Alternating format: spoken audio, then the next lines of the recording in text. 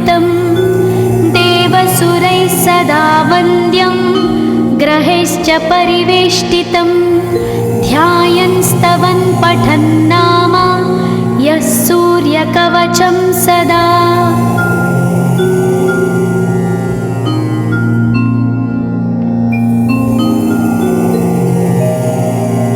कवचं गृणिः पातु शिरोदेशं सूर्यः पालं च पातु मे आदित्यो लोचने पातु श्रुतिपातः प्रभाकरः घ्राणं पातु सदा भानो अर्क पातु तथा।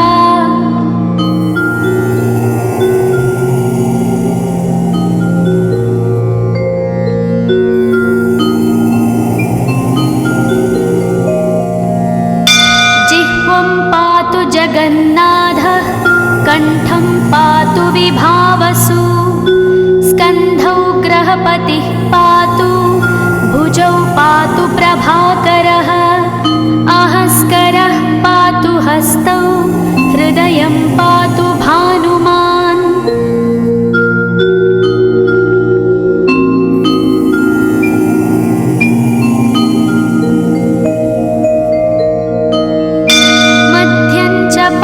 सप्ताश्वो नाभिं पातु नभोमणिः द्वादशात्मा कटिं पातु सविता पातु सक्तिनी ऊरू पातु सुरश्रेष्ठो जानुनी पातु भास्करः जङ्घे पातु च मार्ताण्डो गुल्फौ पातु त्विषाम्पतिः।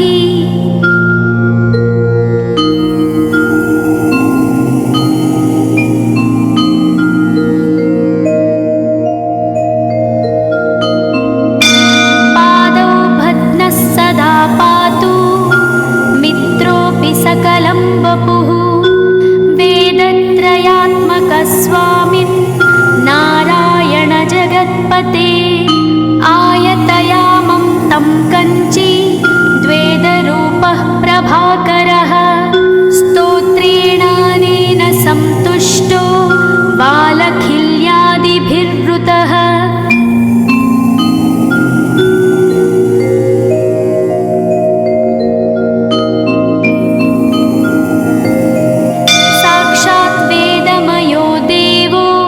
रथारूढः समागतः तं दृष्ट्या सहस्तोत्थाय दण्डवत् प्रणमन् भुवि कृताञ्जलिपुटो भूत्वा सूर्यस्याग्रे स्तुवत्तदा वेदमूर्तिः महाभागो ज्ञानदृष्टिर्विचार्य च ब्रह्मणा स्थापितं पूर्वं यथा यमाविवर्जितम्।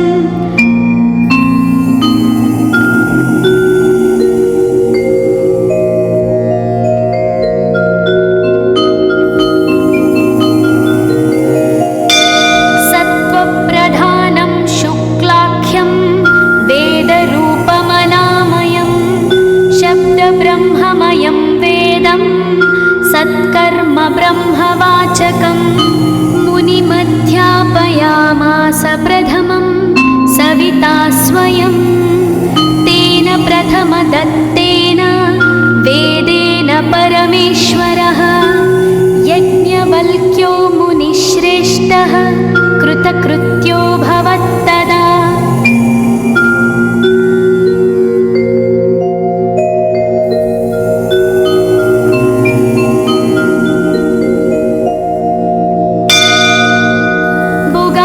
सकलान् वेदान् ज्ञातवान् सूर्यसन्निधौ इदं स्तोत्रं महापुण्यं पवित्रं पापनाशनं यः पठेच्छृणुयाद्वापि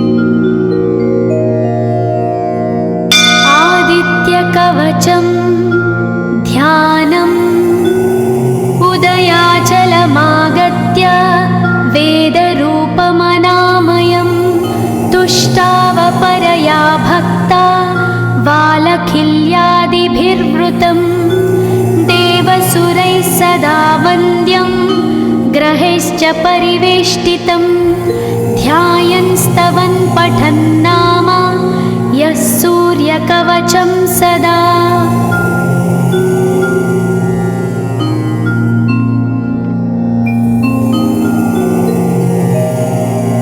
कवचं गृणिः पातु शिरोदेशं सूर्यः पालं च पातु मे आदित्यो लोचने पातु श्रुतिपातः प्रभाकरः घ्राणं पातु सदा भानो अर्क पातु तथा।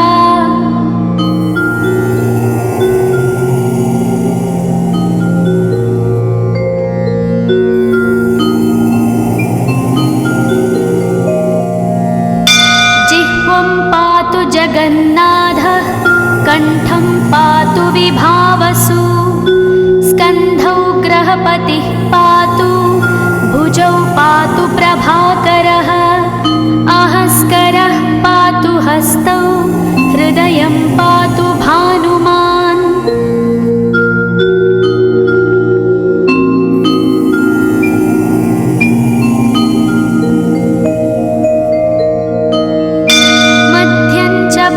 सप्ताश्वो नाभिं पातु नभोमणिः द्वादशात्मा कटिं पातु सविता पातु सक्तिनी ऊरू पातु सुरश्रेष्ठो जानुनी पातु भास्करः जङ्घे पातु च मार्ताण्डो गुल्फौ पातु त्विषाम्पतिः।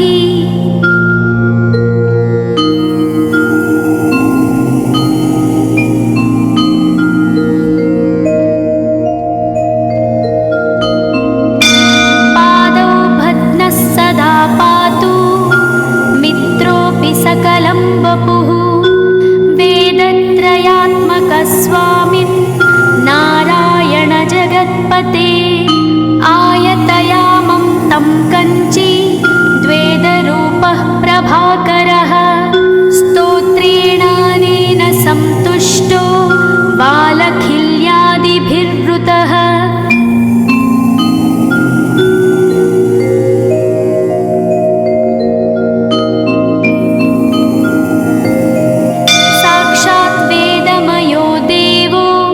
रथारूढः समागतः तं दृष्ट्या सहस्तोत्थाय दण्डवत् प्रणमन् भुवि कृताञ्जलिपुटो भूत्वा सूर्यस्याग्रे स्तुवत्तदा वेदमूर्तिः महाभागो ज्ञानदृष्टिर्विचार्य च ब्रह्मणा स्थापितं पूर्वं यथा यमाविवर्जितम्।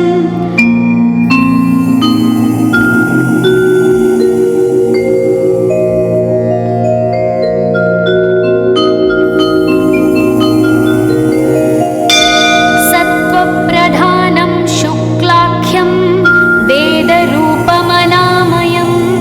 शब्दब्रह्ममयं वेदं सत्कर्म ब्रह्मवाचकं मुनिमध्यापयामास प्रथमं सविता स्वयं तेन प्रथमदत्तेन वेदेन परमेश्वरः यज्ञवल्क्यो मुनिश्रेष्ठः कृतकृत्यो भवत्तदा।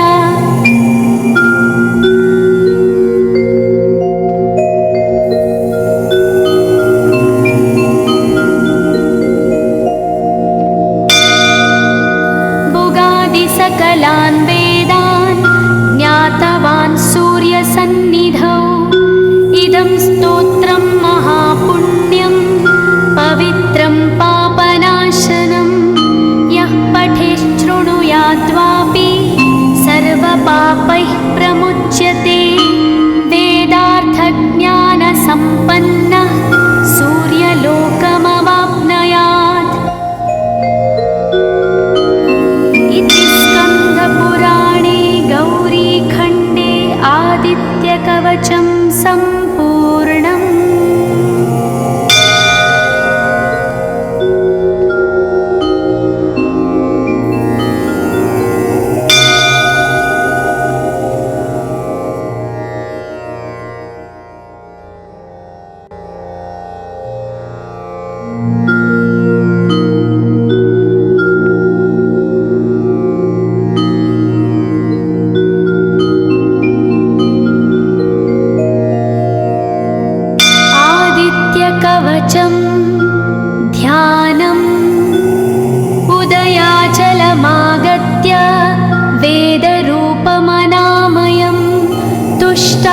परया भक्ता वालखिल्यादिभिर्वृतं देवसुरैः सदा वन्द्यं ग्रहैश्च परिवेष्टितं ध्यायन् स्तवन् पठन् नाम यः सूर्यकवचं सदा।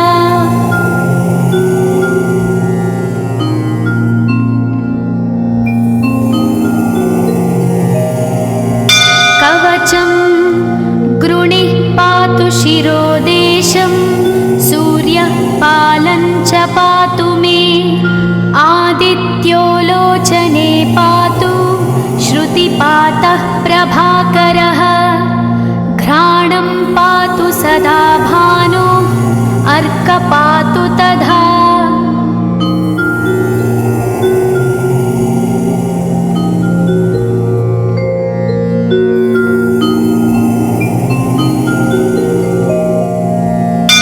जिह्वं पातु जगन्नाथः कण्ठं पातु विभावसु स्कन्धौ ग्रहपतिः पातु भुजौ पातु प्रभाकरः अहस्करः पातु हस्तौ हृदयं पातु भानुमान्।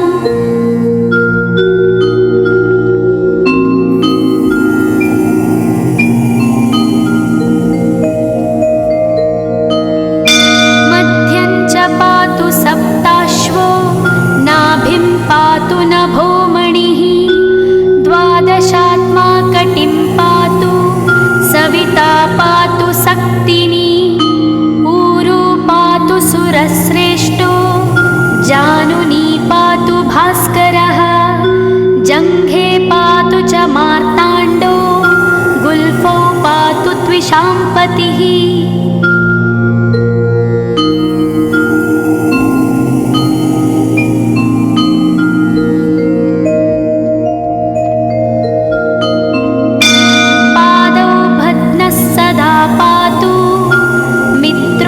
सकलं वपुः वेदत्रयात्मकस्वामिन् नारायण जगत्पते आयतयामं तं कञ्ची द्वेदरूपः प्रभाकरः स्तोत्रेणानेन सन्तुष्टो वालखिल्यादिभिर्वृतः।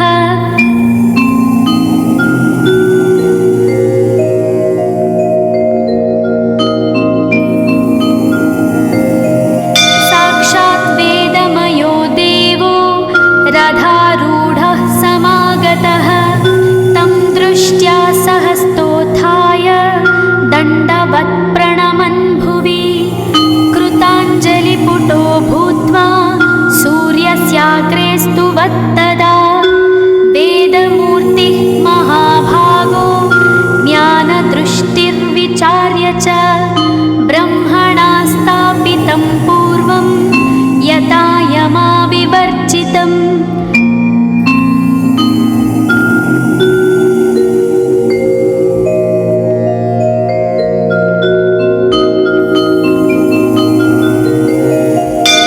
सत्त्वप्रधानं शुक्लाख्यं वेदरूपमनामयं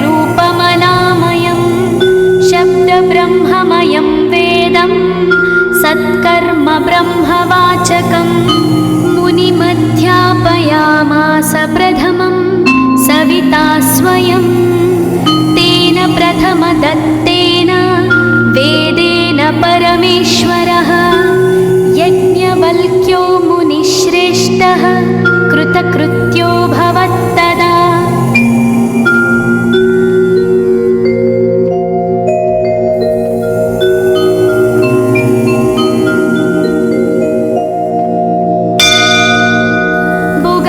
सकलान् वेदान् ज्ञातवान् सूर्यसन्निधौ इदं स्तोत्रं महापुण्यं पवित्रं पापनाशनं यः पठेत् शृणुयात्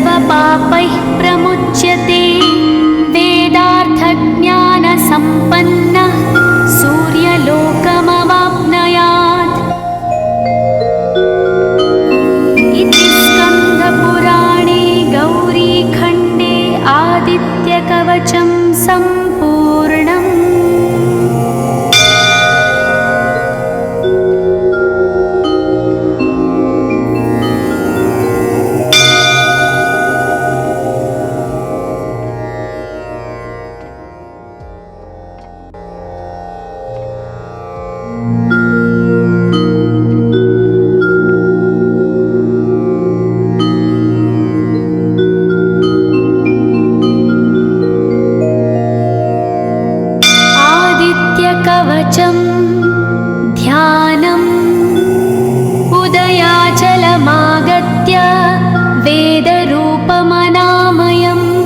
तुष्टावपरया भक्ता वालखिल्यादिभिर्वृतं देवसुरैः सदा वन्द्यं ग्रहैश्च परिवेष्टितं ध्यायन् स्तवन् पठन् नाम यः सूर्यकवचं सदा।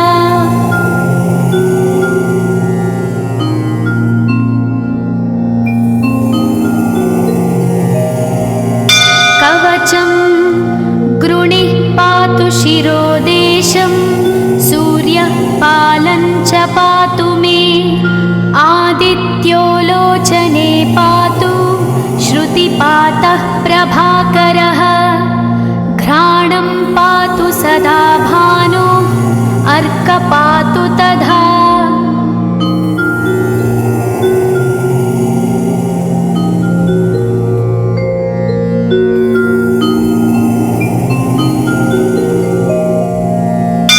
जिह्वं पातु जगन्नाथः कण्ठं पातु विभावसु स्कन्धौ ग्रहपतिः पातु भुजौ पातु प्रभाकरः अहस्करः पातु हस्तौ हृदयं पातु भानुमान्।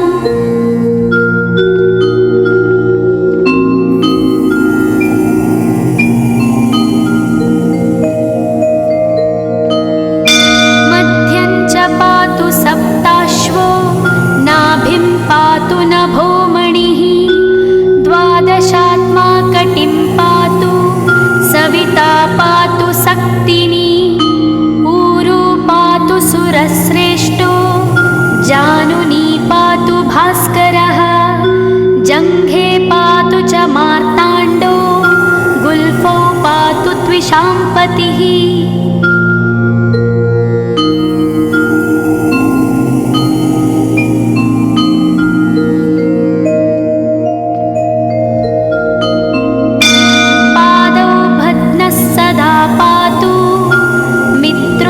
सकलं वपुः वेदत्रयात्मकस्वामिन् नारायण जगत्पते आयतयामं तं कञ्ची द्वेदरूपः प्रभाकरः स्तोत्रेणानेन सन्तुष्टो वालखिल्यादिभिर्वृतः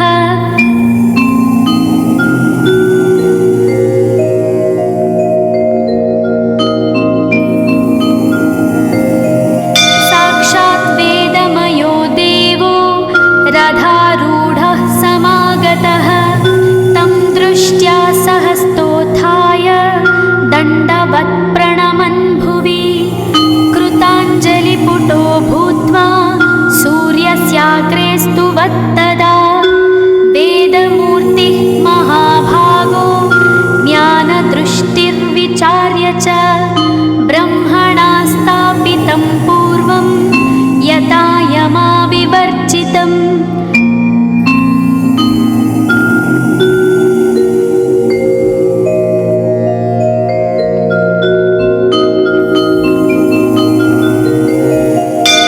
सत्त्वप्रधानं शुक्लाख्यं वेदरूपमनामयं शब्दब्रह्ममयं वेदं सत्कर्म ब्रह्मवाचकं मुनिमध्यापयामास प्रथमं सविता स्वयं तेन प्रथमदत्तेन वेदेन परमेश्वरः यज्ञवल्क्यो मुनिश्रेष्ठः कृतकृत्यो भवत्तदा।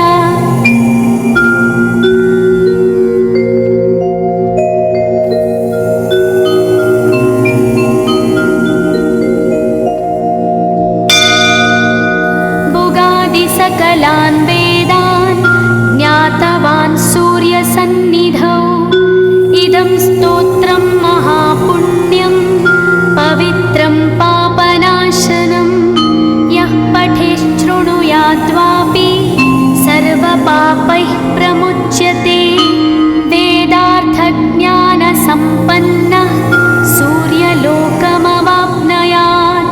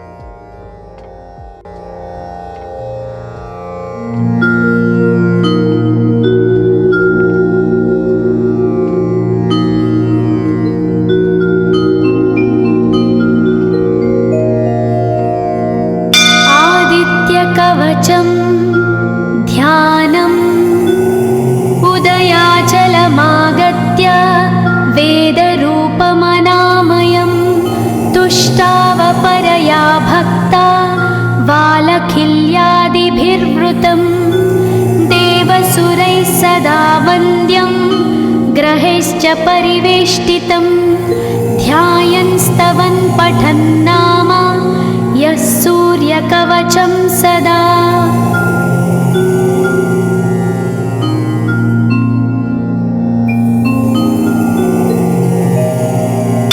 कवचं गृणिः पातु शिरोदेशं सूर्यः पालं च पातु मे आदित्यो लोचने पातु श्रुतिपातः प्रभाकरः घ्राणं पातु सदा भानो अर्क पातु तथा।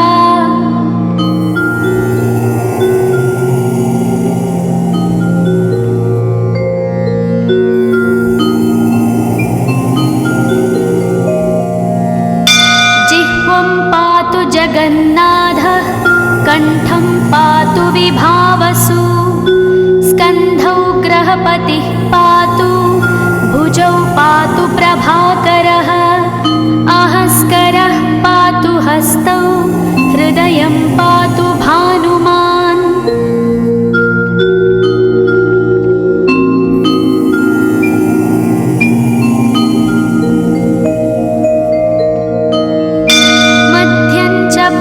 सप्ताश्वो नाभिं पातु नभोमणिः द्वादशात्मा कटिं पातु सविता पातु सक्तिनी ऊरू पातु सुरश्रेष्ठो जानुनी पातु भास्करः जङ्घे पातु च मार्ताण्डो गुल्फौ पातु त्विषाम्पतिः।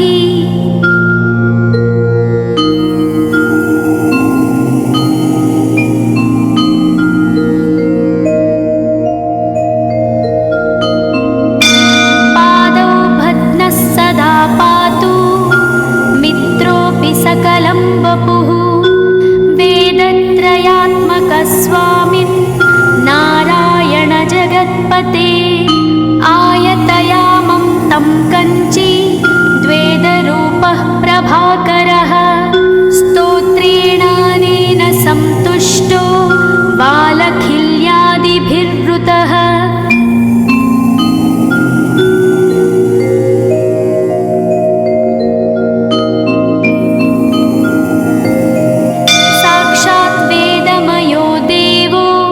रथारूढः समागतः तं दृष्ट्या सहस्तोत्थाय दण्डवत् प्रणमन् भुवि कृताञ्जलिपुटो भूत्वा सूर्यस्याग्रे स्तुवत्तदा वेदमूर्तिः महाभागो ज्ञानदृष्टिर्विचार्य च ब्रह्मणा स्थापितं पूर्वं यथा यमाविवर्जितम्।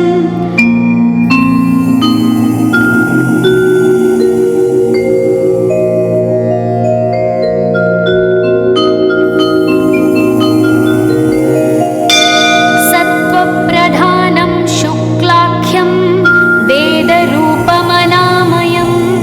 शब्दब्रह्ममयं वेदं सत्कर्म ब्रह्मवाचकम् मुनिमध्यापयामास प्रथमं सविता स्वयं तेन प्रथमदत्तेन वेदेन परमेश्वरः यज्ञवल्क्यो मुनिश्रेष्ठः कृतकृत्यो भवत्तदा।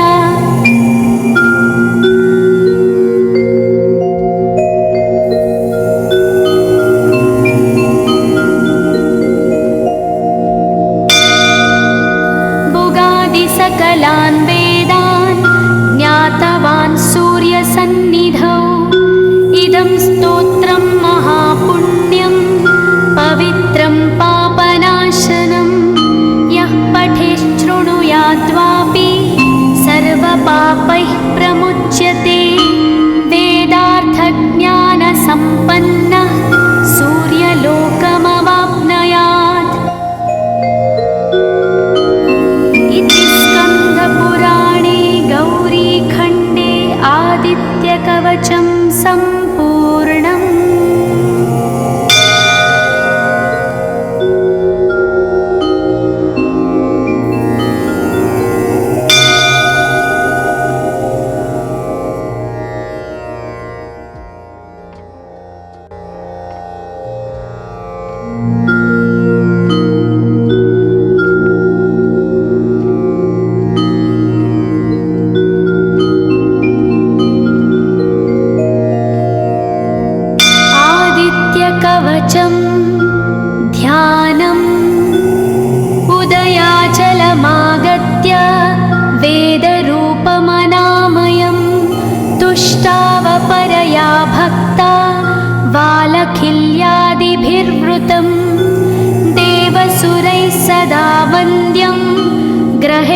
परिवेष्टितं ध्यायन् स्तवन् पठन् नाम यः सूर्यकवचं सदा।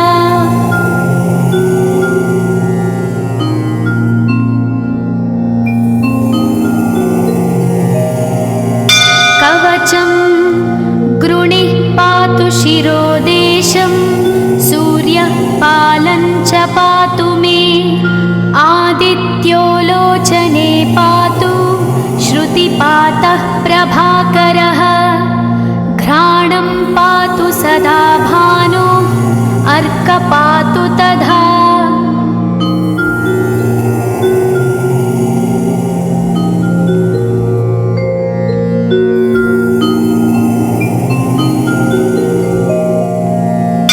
जिह्वं पातु जगन्नाथः कण्ठं पातु विभावसु स्कन्धौ ग्रहपतिः पातु भुजौ पातु प्रभाकरः अहस्करः पातु हस्तौ हृदयं पातु भानुमान्।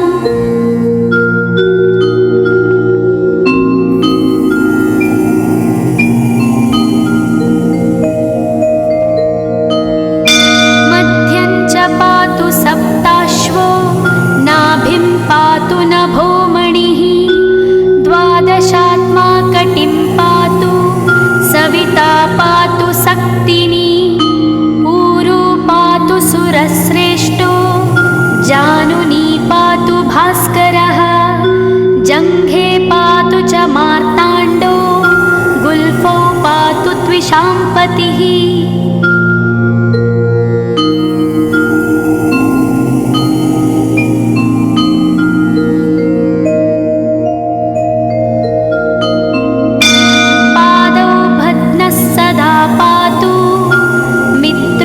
सकलं वपुः वेदत्रयात्मकस्वामिन् नारायण जगत्पते आयतयामं तं कञ्ची द्वेदरूपः प्रभाकरः स्तोत्रेणानेन सन्तुष्टो बालखिल्यादिभिर्वृतः।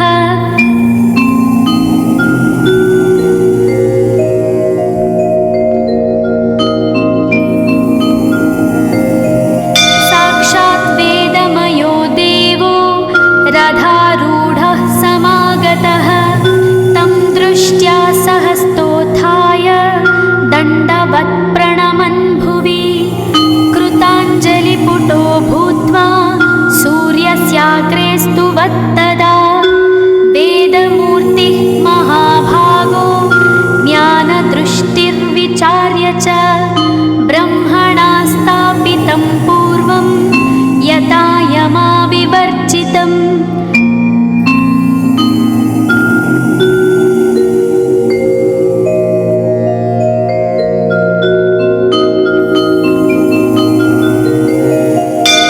सत्त्वप्रधानं शुक्लाख्यं वेदरूपमनामयं शब्दब्रह्ममयं वेदं सत्कर्म ब्रह्मवाचकं मुनिमध्यापयामास प्रथमं सविता स्वयं तेन प्रथमदत्तेन वेदेन परमेश्वरः यज्ञवल्क्यो मुनिश्रेष्ठः कृतकृत्यो भवत्तदा।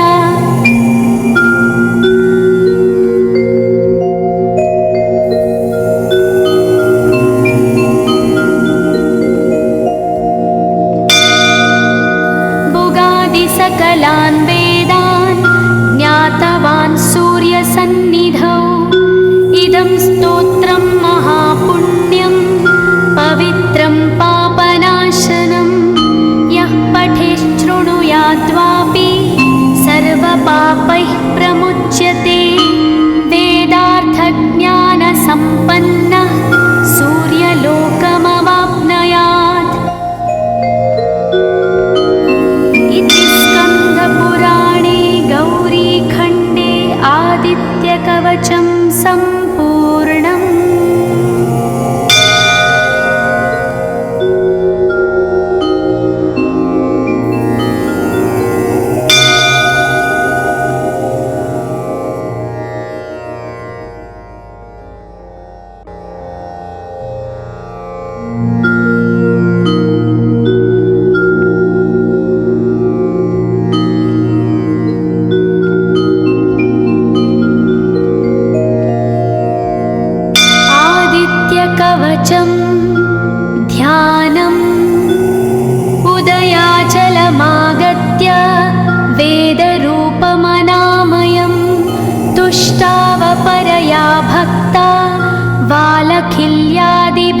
विवृतं देवसुरैः सदा वन्द्यं ग्रहैश्च परिवेष्टितं ध्यायन् स्तवन् पठन् नाम यः सूर्यकवचं सदा।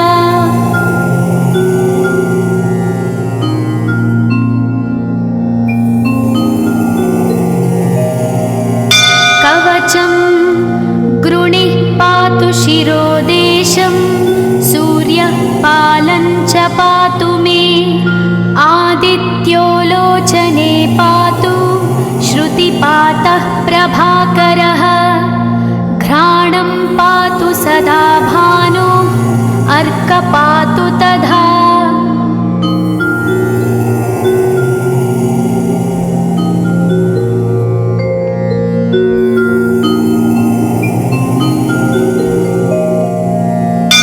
जिह्वं पातु जगन्नाथः कण्ठं पातु विभावसु स्कन्धौ ग्रहपतिः पातु भुजौ पातु प्रभाकरः अहस्करः पातु हस्तौ हृदयं पातु भानुमान्।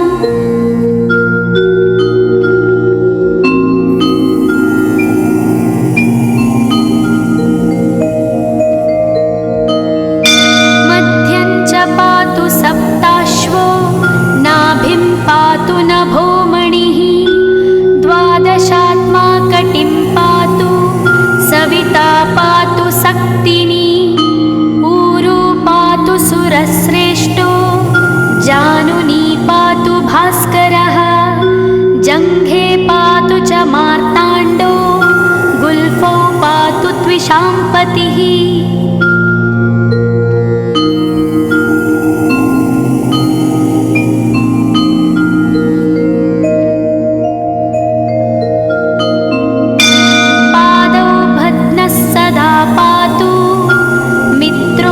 सकलं वपुः वेदत्रयात्मकस्वामिन् नारायण जगत्पते आयतयामं तं कञ्ची द्वेदरूपः प्रभाकरः स्तोत्रेणानेन सन्तुष्टो बालखिल्यादिभिर्वृतः।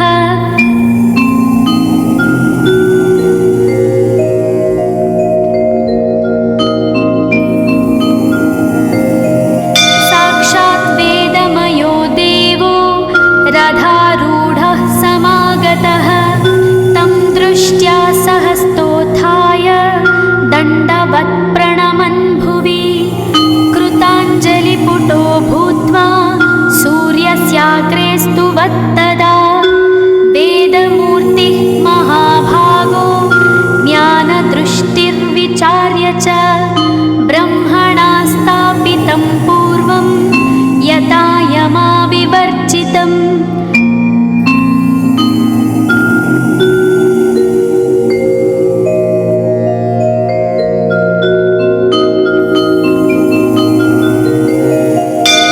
सत्त्वप्रधानं शुक्लाख्यं वेदरूपमनामयं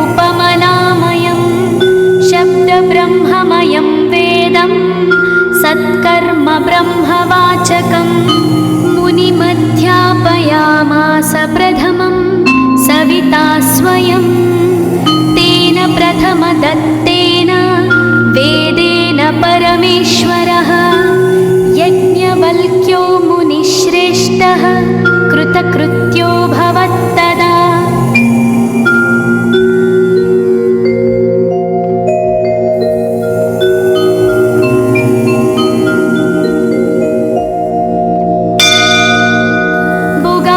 सकलान् वेदान् ज्ञातवान् सूर्यसन्निधौ इदं स्तोत्रं महापुण्यं पवित्रं पापनाशनं यः पठेच्छृणुयाद्वापि सर्वपापैः प्रमुच्यते वेदार्थज्ञानसम्पन्नः सूर्यलोकमवाप्नुयात्। इति स्कन्दपुराणे गौरीखण्डे आदित्यकवचं सम्पूर्णम्।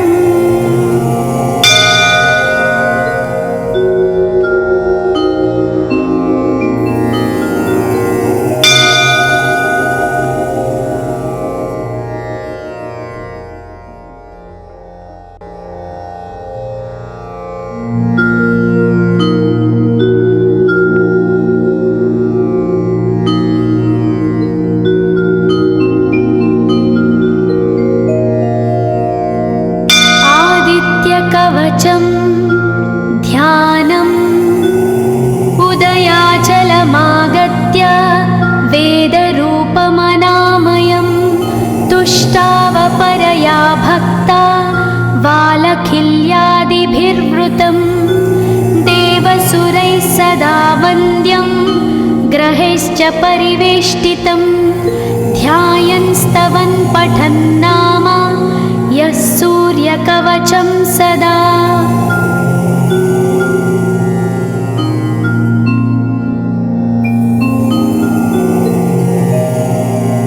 कवचं गृणिः पातु शिरोदेशं सूर्यः पालं च पातु मे आदित्यो लोचने पातु श्रुतिपातः प्रभाकरः घ्राणं पातु सदा भानो अर्कपातु तथा।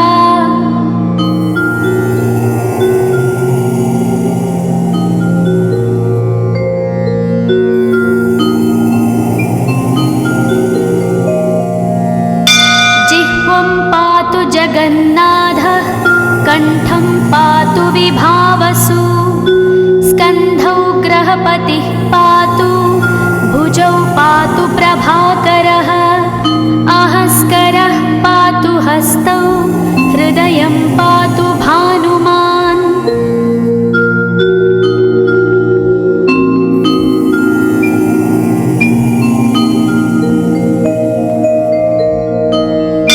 मध्यं च पातु सप्ताश्वो नाभिं पातु नभोमणिः द्वादशात्मा कटिं पातु सविता पातु सक्तिनी ऊरू पातु सुरश्रेष्ठो जानुनी पातु भास्करः जङ्घे पातु च मार्ताण्डो गुल्फौ पातु त्विषाम्पतिः।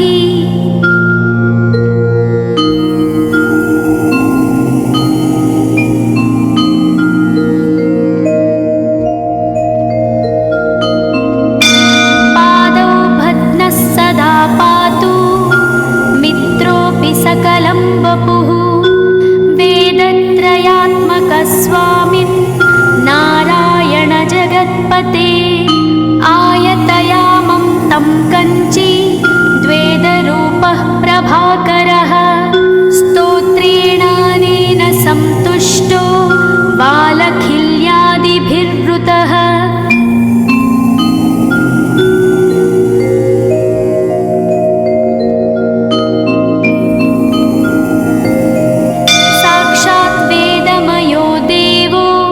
रथारूढः समागतः तं दृष्ट्या सहस्तोत्थाय दण्डवत् प्रणमन् भुवि कृताञ्जलिपुटो भूत्वा सूर्यस्याग्रे स्तुवत्तदा वेदमूर्तिः महाभागो ज्ञानदृष्टिर्विचार्य च ब्रह्मणा स्थापितं पूर्वं यथा यमाविवर्जितम्।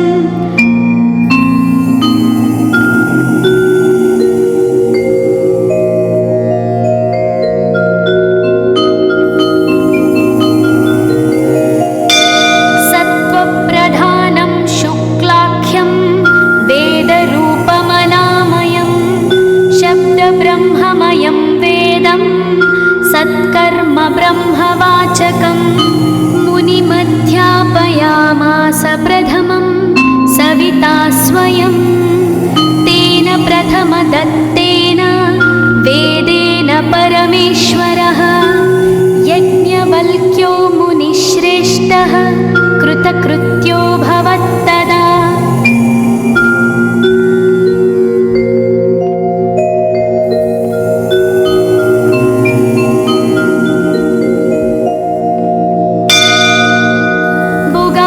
सकलान् वेदान् ज्ञातवान् सूर्यसन्निधौ इदं स्तोत्रं महापुण्यं पवित्रं पापनाशनं यः पठेच्छृणुयात्